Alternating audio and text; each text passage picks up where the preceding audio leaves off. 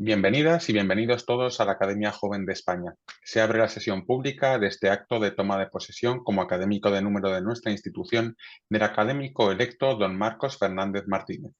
El profesor don Daniel García González dará lectura del acuerdo de la Junta General de la Academia Joven de España, en virtud del cual se acordó la incorporación de don Marcos Fernández Martínez.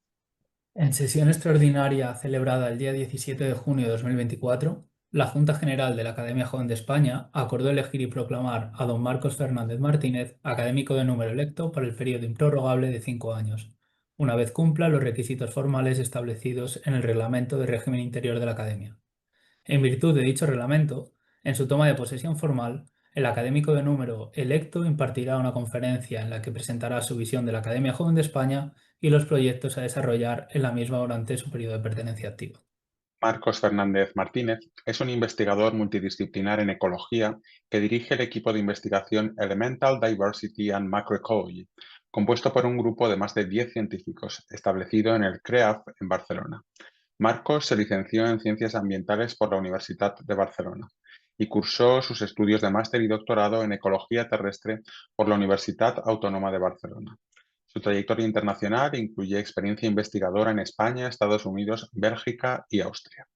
Actualmente dirige mayoritariamente tres líneas de investigación: ecología elemental, investigando cómo la composición elemental de los organismos determina su funcionamiento y el de sus ecosistemas; ciclos biogeoquímicos globales, con especial interés en el ciclo del carbono en ecosistemas terrestres y sus dinámicas no lineales; y, a partir de un enfoque naturalista, investiga las dinámicas de la biodiversidad en ecosistemas fontinales, con especial énfasis en la ecofisiología de las briófitas. Esta última línea de investigación la combina con tareas de voluntariado vinculadas a la Institució Catalana de Historia Natural. Su trayectoria investigadora cuenta con la publicación de más de 80 artículos en revistas científicas de primer nivel, incluyendo las prestigiosas Nature, Science y diversas más de la familia Nature. Marcos ha obtenido financiación competitiva por valor de 3,2 millones de euros desde 2018, incluyendo las prestigiosas becas de la FWO Postdoctoral, la Caixa Junior Leader y Ramón y Cajal, y la ERC Starting Grant. Fruto de sus descubrimientos, su investigación ha recibido diversos premios científicos, destacando el premio Ciutat de Barcelona en la categoría de Ciencias de la Tierra y Medio Ambiente y el premio Pius Font i Quer en Ciencias de la Vida. Actualmente, Marcos es editor asociado de Functional Ecology, Oikos and Biogeosciences, y además es miembro del consejo editorial de Altzavara, revista de divulgación científica en lengua catalana. Acto seguido, el académico electo, don Marcos Fernández Martínez, pasará a leer su discurso, que lleva por título Visión y proyectos a desarrollar. Buenas tardes a todos. Gracias, presidente, y gracias, secretario, por esta breve introducción. En primer lugar, me gustaría comenzar agradeciendo al Comité Internacional que consideró mi candidatura oportuna para formar parte de la Academia Joven de España. Es realmente un honor poder ser miembro de esa institución, que considero muy importante y que juega un papel relevante, debería jugar un papel muy relevante en nuestra sociedad. En segundo lugar, también dar la enhorabuena a todo el resto de candidatos que han sido seleccionados en esta convocatoria y, como no, al resto de candidatos que fueron seleccionados en convocatorias anteriores. Y también agradecer a aquellos que en su día tuvieron la iniciativa de comenzar esta academia joven, ¿no?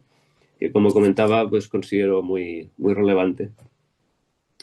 En primer lugar, pues querría comenzar esta presentación hablando del maestro Ramón Llull, ¿no? Pese a la distancia pues, ideológica y temporal que nos separa con Ramón Llull, quizá alguno de vosotros lo conozcáis, hay algo que tenemos en común, ¿no? Si en su libro de maravillas, escrito en 1289, pues el personaje principal, el protagonista, era Félix, que de hecho se representaba a sí mismo en cierta manera. Era un personaje que iba por el mundo y se iba maravillando, se sorprendía de lo poco que la gente conocía y, y amaba a Dios y lo temía, ¿no? Entonces, como comentaba, salvando las distancias, yo creo que buena parte de la comunidad científica que nos dedicamos al medio ambiente, lo que nos maravilla es cómo puede ser que, dada la situación actual de pérdida de biodiversidad, de efectos del cambio climático que ya estamos viendo hoy en día, están comenzando a ser bastante terribles.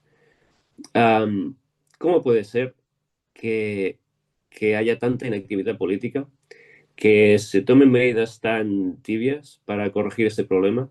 Y no solo por parte de gobernantes o las élites mundiales, pues, sino también incluso de la gente de a pie.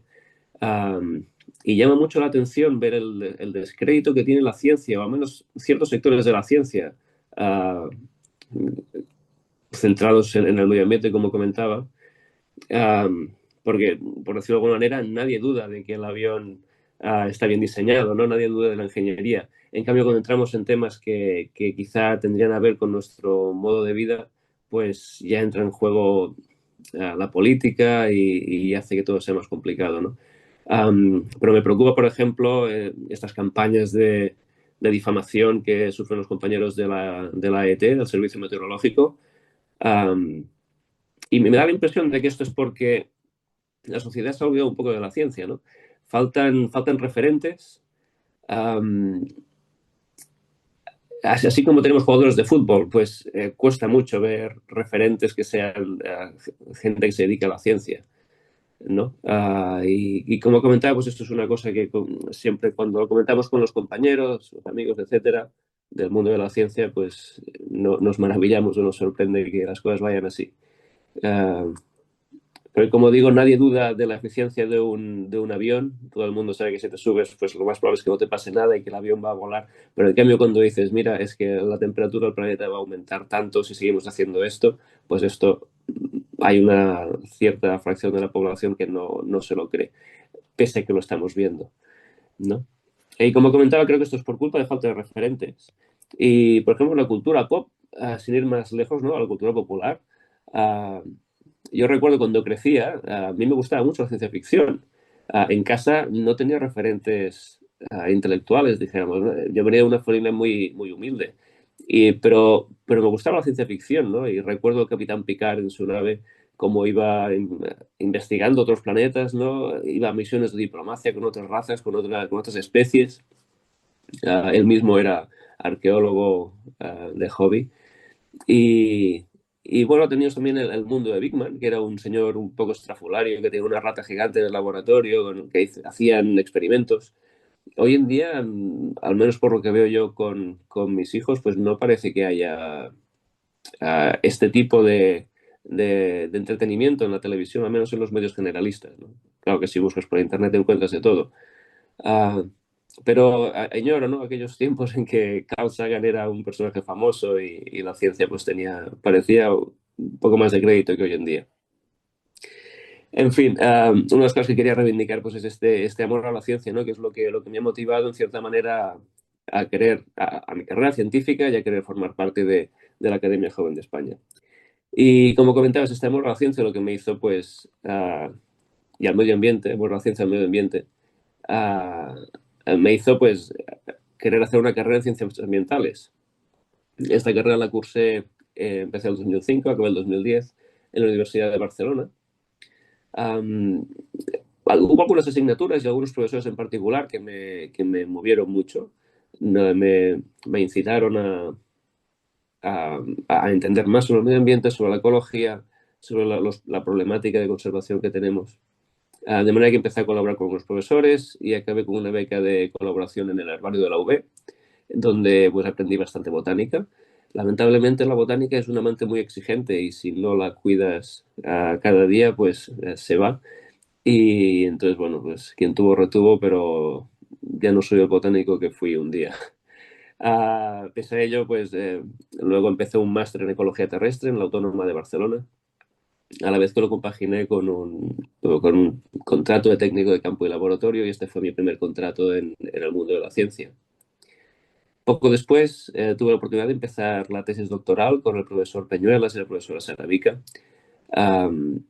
La tesis versaba sobre los ciclos de carbono en ecosistemas terrestres y tenía otra vertiente que se dedicaba a investigar la reproducción de los bosques, eso es, la producción de semilla, desde una perspectiva del fenómeno de la becería, que para los que no lo conozcáis es este fenómeno reproductivo por el cual unos años hay unos árboles que hacen muchísimas semillas y otros años muy poca. Esto lo veréis muy claramente si os fijáis en la producción de bellotas. Y los que se dedican a criar o a hacer jamón ibérico lo saben muy bien. Una vez acabé la tesis, me quedé todavía un año y medio aproximadamente en el CREAF como postdoc, donde empecé a abrir nuevas líneas de investigación, empecé a trabajar con remote sensing, imágenes de satélite. Para ello, para profundizar un poco más, intentar trabajar con otros índices no tan comunes como el NDVI, el EBI. Empezamos a trabajar con el PRI. Para ello hice una estancia en la Universidad de Nebraska, en Estados Unidos. De allí sacamos una publicación a raíz del trabajo que fui a hacer allí. Y justo aquel mismo año, pues también gané una beca en la Universidad de Bélgica, en la Universidad de Amberes, en Bélgica. Allí estuve 4 años en total, primero con una beca de la universidad, luego con una beca de la Research Foundation de Flandes. Y además durante esta etapa de 4 años, bueno, ahí en Bélgica empecé a trabajar, seguía trabajando con el ciclo de carbono, pero quise introducir el hecho de que la biodiversidad tiene un papel en ese ciclo de carbono. En ecología está bastante bien establecido que ecosistemas más biodiversos tienden a ser más productivos y más estables.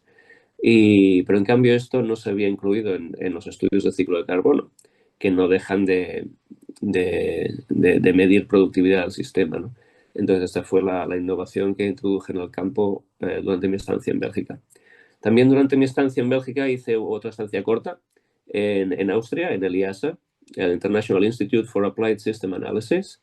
Realmente me lo pasé muy bien allí. Y allí lo que fui a hacer fue abrir otra nueva línea de investigación relacionada con la dinámica no lineal en el ciclo del carbono.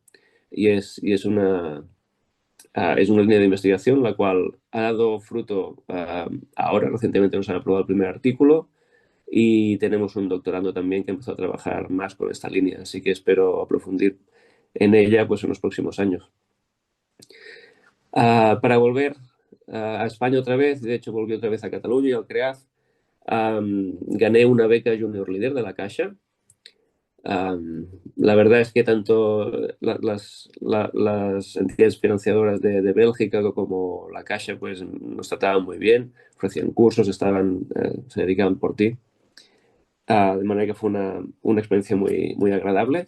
Y gracias a esta beca de la Caixa, como tiene dinero asociado al proyecto, o sea, tienes creo que casi 100.000 euros pues, para poder desarrollar tu investigación, pues esto me permitió empezar con mi grupo de investigación independiente, el cual llamé Elemental Diversity and Macroecology. A partir de entonces, un poco después, un año y medio más tarde, pues gané una Ramón y Cajal y vino también acompañada de una RC, una Starting Grant del proyecto Históricos, que lo que venía a introducir era el tema este de la ecología elemental, que digamos antes era un campo de la ecología que se llamaba ecología estequiométrica, pero estaba muy centrado sobre todo en el carbono, el nitrógeno y el fósforo. Entonces, lo que quise era ampliar este campo más allá del carbono, el hidrógeno y el fósforo, incluir pues, micronutrientes, elementos traza, incluso contaminantes, ¿no? Y a esto lo llamé ecología elemental. Además, en el proyecto, pues, y de hecho en una publicación anterior, que es lo que dio nombre a mi grupo de investigación, lo que definí fue el concepto de diversidad elemental. Como comentaba antes, en ecología el tema de la diversidad es muy importante y juega un papel importante en cómo funcionan los ecosistemas. La diversidad normalmente la podemos medir de la forma más sencilla, pues contando el número de especies. Tú puedes ir a un bosque y decir, mira, aquí hay 10 especies.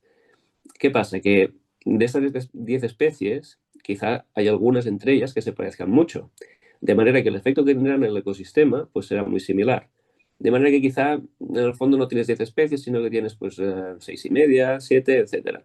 Para corregir esto, lo que se hace a veces es considerar la diversidad funcional. Esto es, que miras cómo diferentes son las especies entre ellas para ver si, entonces, cuan más diferentes son, pues tienes como más diversidad en este ecosistema.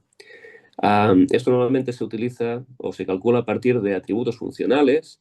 Esto es, por ejemplo, si las hojas son más duras, si son más tiernas, si tienen más clorofila, si menos, si hacen más fotosíntesis, si menos, si tienen los troncos, pues la madera es más densa o menos densa.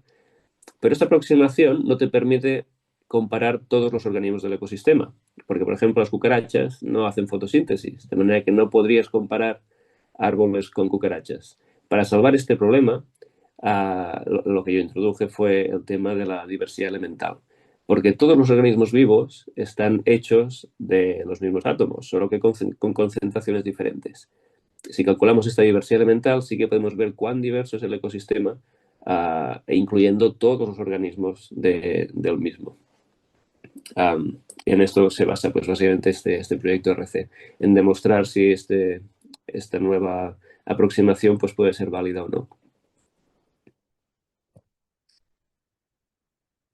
Y bien, en cuanto a la financiación que tenemos en mi equipo ahora mismo, pues viene por parte sobre todo de la RC, que claro, es una ayuda genial. Tenemos también algún proyecto de generación de conocimiento, yo lidero uno, otro investigador mío pues lidera otro también del ministerio. Y además tenemos otra rama de investigación más enfocada a la historia natural, que es sobre el seguimiento de ecosistemas fontinales y a largo plazo. Y esto lo tenemos a través de un contrato con la Generalitat de Cataluña. Realmente la historia natural pues da mucha satisfacción porque te permite salir al campo, te permite estudiar organismos, mirarlos con la lupa y pese a que pues, a priori no esperaríamos que fuera ciencia puntera, pues la verdad es que hemos conseguido publicaciones de mucha calidad gracias a la observación como se hacía pues, años atrás. Como comentaba, pues en el grupo de investigación tenemos 3 líneas principales de investigación. La primera podría ser la del ciclo del carbono. Estudiamos cuáles son los controles, los drivers del ciclo del carbono, de los flujos de carbono en ecosistemas.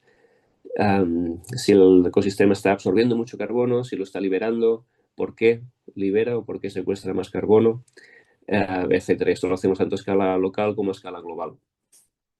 Por otro lado, tenemos el campo de la ecología elemental, que como comentaba, pues estamos intentando demostrar que el concepto de diversidad elemental funciona, pero de hecho se basa en una asunción y es que los organismos, la funcionalidad de los organismos, las propiedades de los organismos dependen de su composición elemental.